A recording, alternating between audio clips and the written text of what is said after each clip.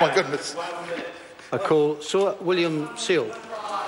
Mr. Speaker, it gives me great pleasure to also add my remarks to this particular debate. I was caught off guard because I would have thought that given this is a significant policy introduction by this government, that they would utilise their full time in convincing us why this is an important piece of legislation.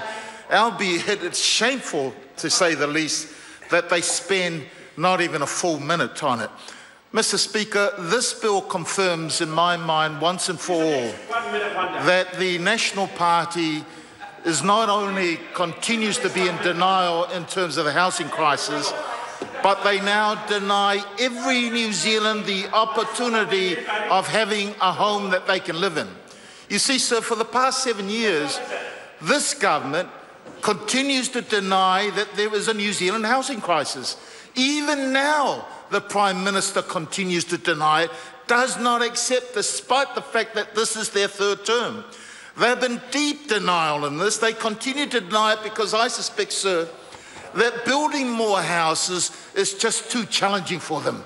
And building more houses means that it reduces the profitability of the portfolios of some of their investor and property development mates. Yes, sir, I know that you would agree with me because those mates have been funding the campaigns of this particular government. Mr. Key and his government have been bystanders while the housing crisis has worsened year in, year out. In Auckland, house prices have risen by 87% in 6 years. That's an increase of $100,000 from last year. A generation of future New Zealanders are now permanently locked out of the dream of owning their own home. They've been locked out by Mr. Key and this sad group of national MPs.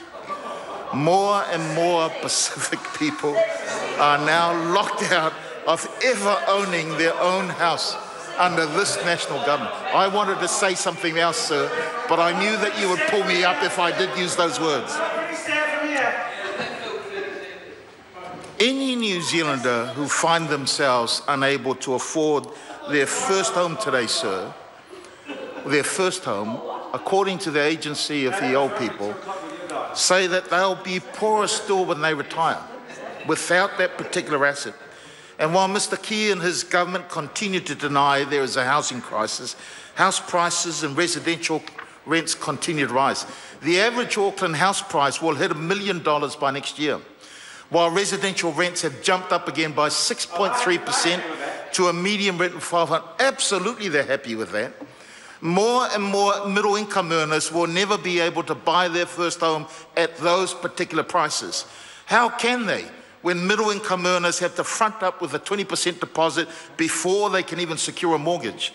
That will push up more and more lower-income earners into homeless situations of living in cars, caravans, garages, and boarding houses. And what is National's response to the housing crisis? Sell off those state houses. Sell off those state houses. New Zealanders expected a plan to build more houses. Instead, all they're hearing from this government is sell off those state houses. So far, they've had every opportunity to do something meaningful, sir, to fix the housing crisis, but they haven't. They've not done anything meaningful or genuine to address the housing crisis. Yes, they've tinkered around the edges of the crisis with half-baked policies. That tinkering has not halted the housing crisis. Every week, there is a line of people applying for housing in Housing New Zealand. They get turned away. They're either told to go down to the Ministry of Social Development, they go down there and they tell you're eligible, they go back to housing and saying, well, we've got you on your list, but you're not a priority applicant. Every week, there is a Housing New Zealand tenant being evicted by Housing New Zealand. In fact, I've had cases, sir, where upon the death of parents, Housing New Zealand was quick to notify the children that they would be evicted. In one case, Housing New Zealand sent that eviction notice before the children had a chance to bury their parent.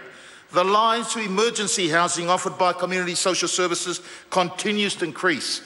Government tinkering by special housing areas, sir, have been an absolute failure. They've just not worked. They managed about 170 houses in a year and a half, but we're still short by 20,000 houses. They needed 13,000 houses just to keep up with population growth.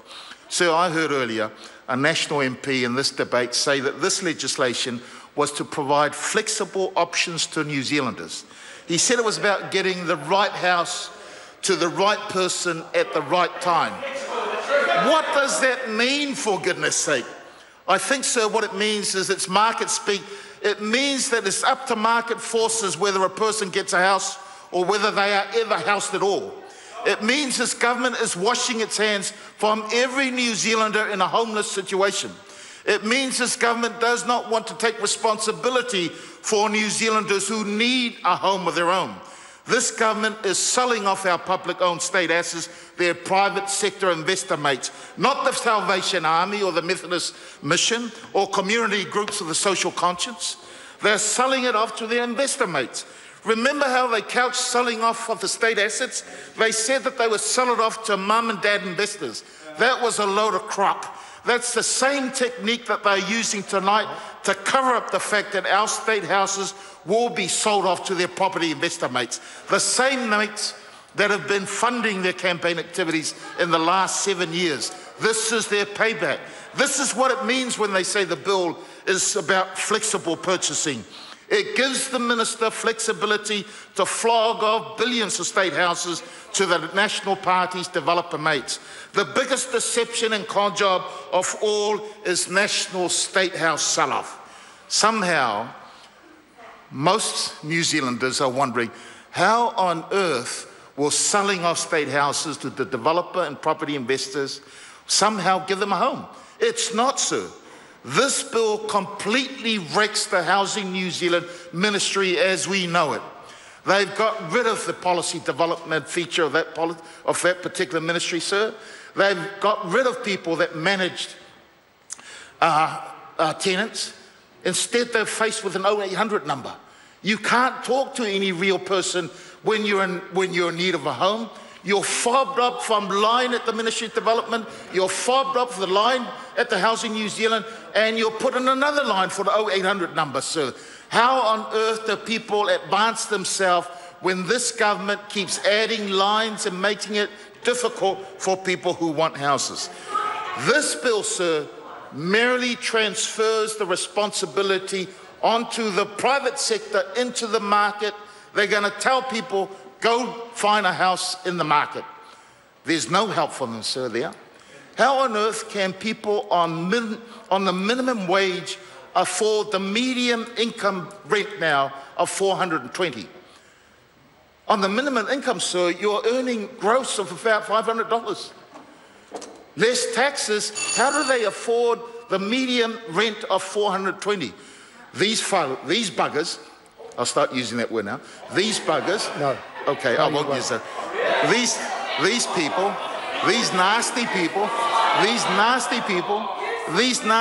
have no care whatsoever for the plight of people in need. It is a basic human right, sir, to have a house. It's enshrined in international convention. It is needed. And yet somehow, by introducing this bill, they go away making themselves feel good that they're doing something, but they're not doing anything, sir.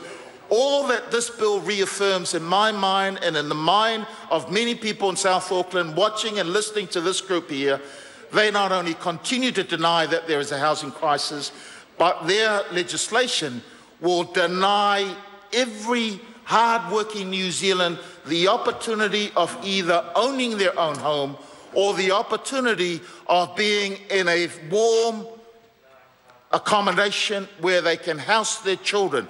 What I foresee as a result of this legislation, sir, is more people in homeless situation, more people forced to live in caravans, more people forced to live in boarding houses, more people forced to live in cars, more people forced to live in garages. That's the kind of legacy that they leave behind, because under this legislation, there is no long-term vision that will ensure that every New Zealander is able to aspire to own their own home and can achieve that. There is no legacy here, sir, to allow for every hard-working New Zealander on minimum wage to be able to secure for themselves a comfortable, warm, affordable rental accommodation, not under this legislation and none whatsoever under this national government.